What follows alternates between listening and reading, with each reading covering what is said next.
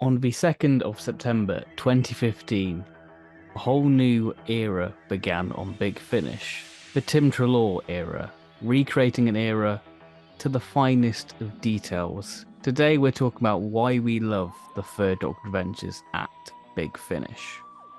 I mean, I believe we've said it a couple of times before. It's the jewel in the crown in many ways. Hmm. It's almost our comfort listening, I feel. Yes, You know, it's gone on this wonderful journey as well since it started back then it's had in an evolution. 2015. Yeah, you can really see it. And you can also chart the attitudes changing at Big Finish towards recasts here. Because Um, 2015 was the year where the recast properly started, because the same month we had the early adventure for Yes Men with Elliot Chapman playing Ben. But mm, obviously, the Third Doctor's more prolific than, Ben. Um, Yeah, he's not to say he's a minor companion, but he's a companion who, so many of his TV stories are missing. But I think with that, there's less of an attachment there. So you're given a bit more leeway with a character like that versus, Third Doctor or Sarah Jane. There's a lot more fan attachment there. And so there's a lot more scrutiny when a recast like this comes along. But I think Tim Law really rose to the challenge. You can see Big Finish as well, switching from trepidation about it. They at first have narration in Volume One, to a bit more confidence in it. They're sort of treading their toes into it a bit more. The narration's it gone. was their way of sort of getting around the Tim Trelaw by having him as the narrator as well, so it sort of Yeah, gives it's your Tim get a out bit of of a jail free break. cards Yeah, for those who are really against recast. You say, no, no, it's not actually a recast. It's just the the narrator. narrate. Yeah, but I think that was resoundingly uh, criticized with the Third Doctor Adventures Volume One, wasn't it? It was one of Yes, their key pieces of feedback. Was yeah, drop the narration. It's not really working. and they did.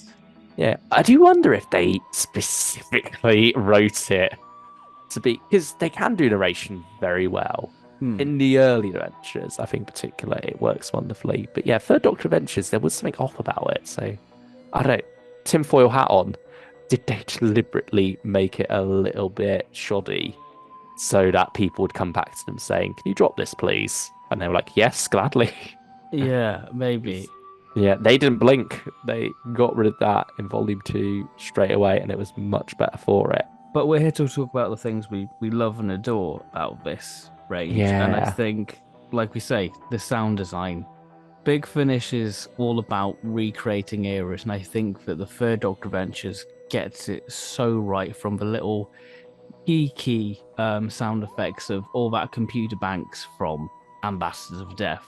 You know, there is such era detail, which I don't think you get in other ranges, but Hmm. really capture the flavor and essence of it, and you I think get it's because it is immersed.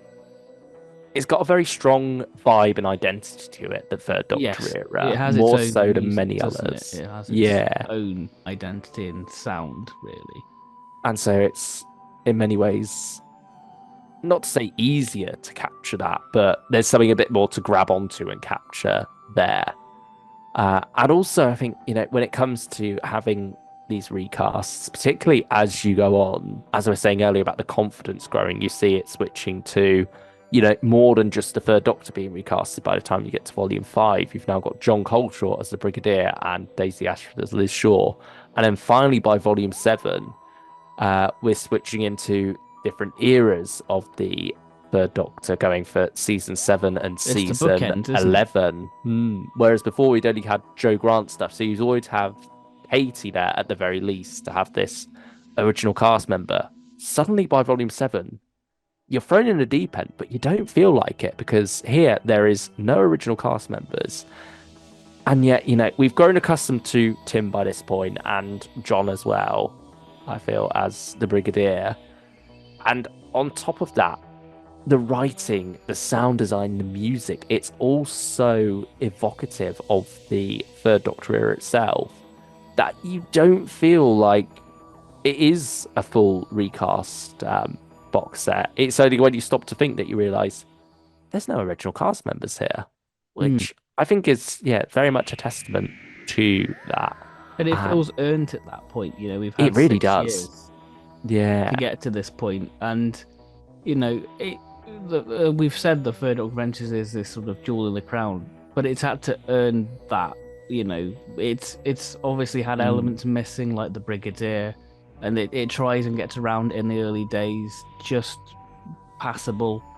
But when you get to volume sort of 4 onwards, I think that's when we really start to excel, and it earned its crown. Yeah. I think Tim as well, you can hear him improve as time goes on, and yeah, he's really studied that role well and really is capturing the Doctor more and more as the years have gone on. You can hear the chin He's, rub. yeah, very much so. And I mean, I think he's always captured the character very well. And it is just that voice moving to match. And I think part of it as well is us growing more accustomed to him in the Mm. role on top of it. But yeah, it's just wonderful to hear to the point that you'd never question it at this point. You're never sitting there thinking, oh, this doesn't feel right. This doesn't quite feel like Third Doctor Adventure. For me, he always feels like the Third Doctor. You, it's not the performance where you sit there thinking, wow, this could be John Pertwee. Mhm. It's not on that same in that same style as Elliot Chapman's was, where it was almost note perfect Yes. recreation. I don't want to say impersonation because that diminishes it, because Elliot Chapman is also a brilliant actor. He gives a brilliant performance there in that role. But on top of that, he sounds incredible as Ben, as Michael Craze's Ben. Whereas here with Tim, he's not quite the same voice, but it's close enough, and he's There's an got the character evolution. that you just, yeah, you really do accept it wholeheartedly, and it's wonderful to hear. And there definitely are the odd lines where you do a audio double take and go, that sounded like John Pertwee. For me, I think the Annihilators, a story me and you both adore. Adore. Um, and it's one of those releases where you just constantly think back, going, God, that was a really special one. Tim, for me, is the closest he is to Pertwee in that. Mm. Again, I think that's another evolution of the range there as we move on from the original run of box sets into the relaunch era that started in 2022, where Big Finish dropped a disc. And so, whereas before we always had these 4 disc box sets containing 2 4-parters, suddenly things shifted slightly, and we were now able to get 7 and 6-parters as well, which is what a lot of the Third Doctor era is made up of, really. And so I think that has opened the doors even wider for them to create these more authentic stories. Yeah, And especially the season 7 stuff they've done, because they've mastered how to tell a 7-part story and not make it feel daunting, because they've got a short part length, so it feels very bingeable. You can get through them very quickly.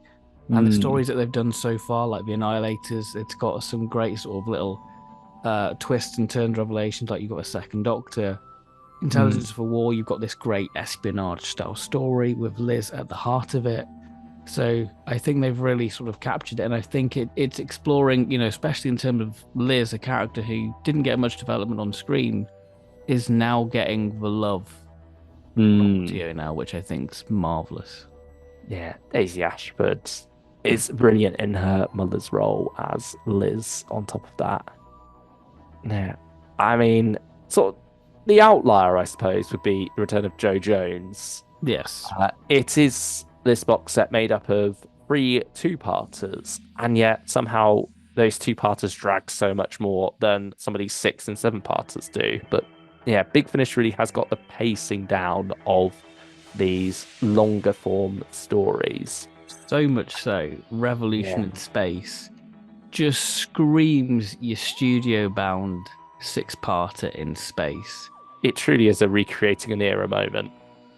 of Yeah, for better or for worse. It's yeah, recreating the flaws as well as the which is strengths in some brilliant. ways. It's warts and all, and it's going, this is why we love this era. And I think that's a beautiful thing because it's Mm, enhancing it and going, this is what makes this era great, and I love that for it. yeah.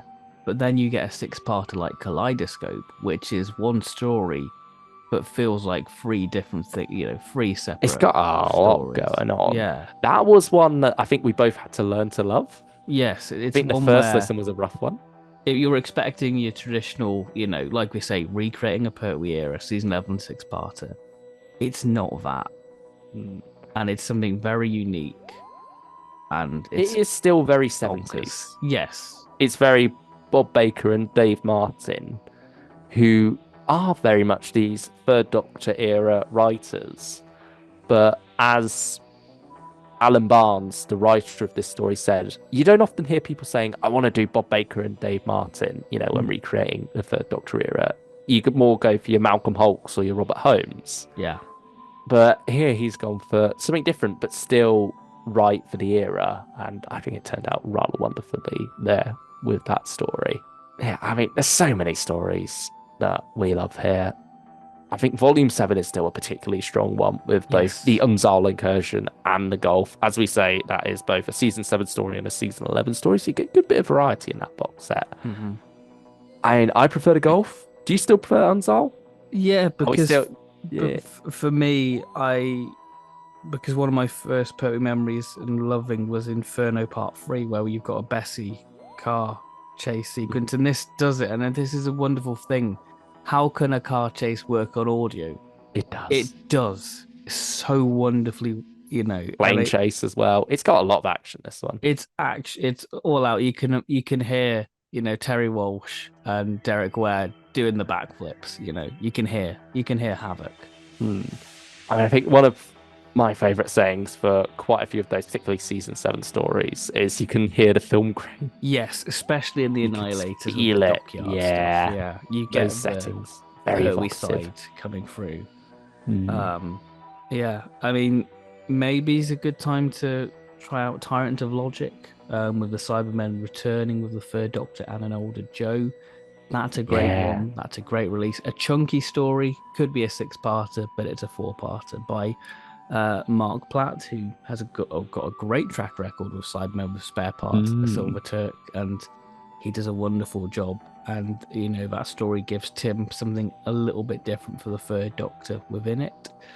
That's a great one. Primord, a wonderful story, having Joe and Liz, two very different companions, but sharing a Yeah. common interest. I think that's Joe's fascinating. almost given a bit of an inferiority complex at first, isn't she? Yes. Where meeting Liz, it's nothing to do with Liz herself. Like, there's no bitchiness there or anything like that. But it's more just that feeling of, the doctor's always saying about turning her into a scientist. Yet here's someone he used to work with who is actually a scientist. Mm. So she sort of has that worry of, oh, would he just prefer me to be her?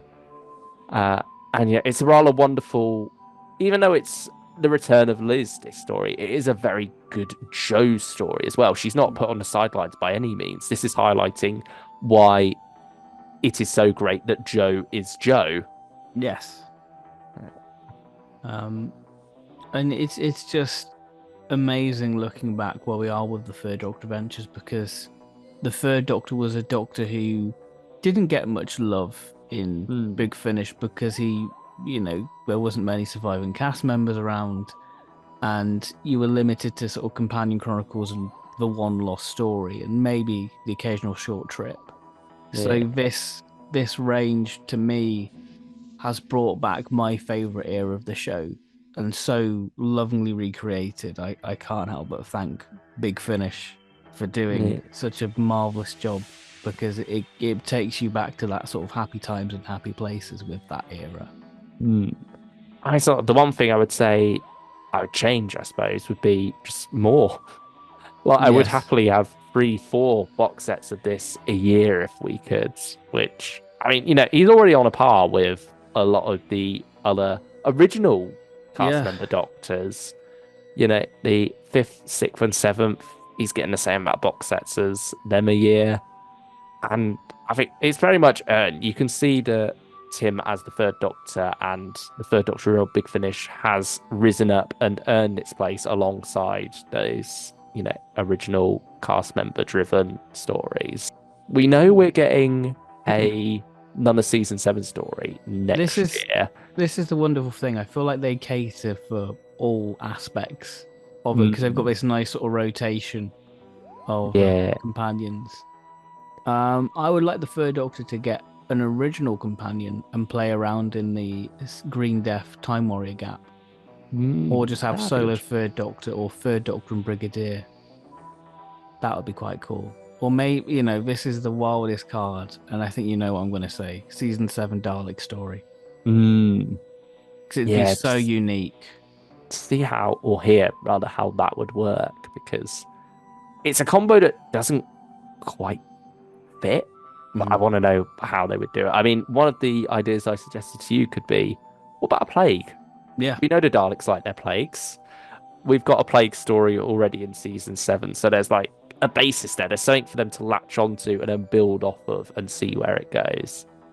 But yeah, I'd love to see just how they managed that. And it's been a while since we had a Dalek story in the Third Doctor Yeah, Adventures. 2020. Yeah, I think that's another tribute to the Third Doctor Adventures at the moment, is that it's not relying on returning threats anymore to sell the box sets. Like, the era authenticity and the characters, actors themselves are what is pulling people in now, these ideas. We've got Cybermen back, Mondasian Cybermen even, in October this year for the Quintessence, but I think it makes sense. It's Doctor Who. Yeah. You are going to have the returning monster every once in a while. It doesn't have to be there as a cash grab.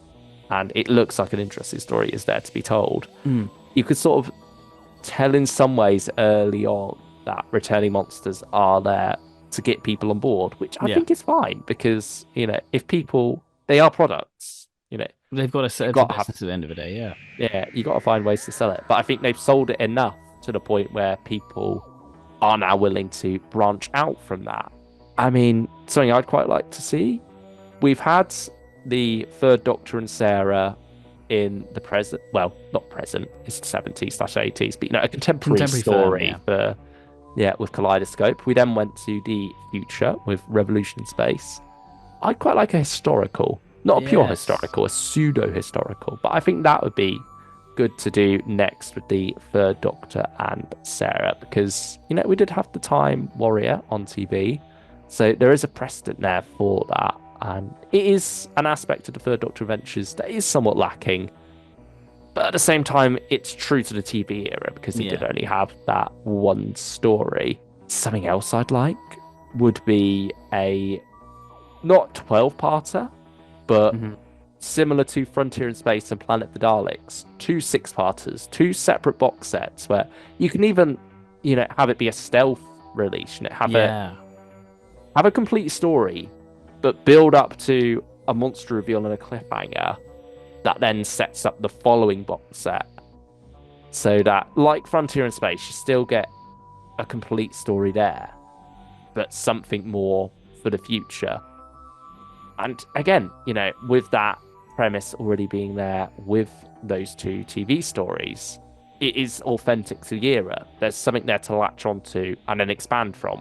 I'd also like to see more four-parters again, I think. As much as I'm enjoying the longer form, I wouldn't mind just one or two box sets Yeah. again, where we get a four-parter and I suppose a two-parter to balance it out now that we're in the three disc format. Yeah, I mean, What for a the most range. part, yeah, for the most part, is just carry on what you're doing, Big Finish. Yeah, you're doing a good We're job. loving it. I like you said, what a range. I can't wait for October where we get more. Let us know what you like or dislike about the Third Doctor Adventures. Your full thoughts. Be interesting to hear some differing opinions down there if anyone is really against this range. I mean, this is Purchase of 11. It's sort of predisposed to like Yeah. Yeah. Third Doctor in some ways, but at the same time, perhaps we're predisposed to be more critical. Yeah. I Hmm. think it's one of those ranges where Tim had to do a lot of work Yeah. to earn my trust. But yeah, he's done it. He's done it. Yeah. He has his off days, but for the most part, he's there for me. So Thank yeah, you all for watching. I hope you've enjoyed us nattering well, on. It's a positive video, yeah, so hopefully our positivity is infectious. We don't like posting negative videos too much, but and we will be honest. hopefully this is put you in the mood to re-listen, go out, check out the range itself. Mm. Yeah, I'm gonna stick on the Annihilators on now. I feel Someone told you they've not picked up any Third Doctor Adventures whatsoever. Which volume would you say is the one to start with? maybe Primord Volume 5, maybe. Yeah, I'm leaning towards that or Volume 7. Because I feel like Volume 5 is where you get the that's when the range is kind of gelled itself. It's you've got the Brig in there, you've got a flavor of Liz in there as Hmm. well, and I think Primord's such a strong story. Yeah, that is probably where it's found itself, isn't it? Yeah, I think that's the Yeah. foundations to where we are now. Yeah. Hmm. Yeah. There you have it. Thank you all for watching. We'll see you in the next video. Bye Take care, bye. everyone.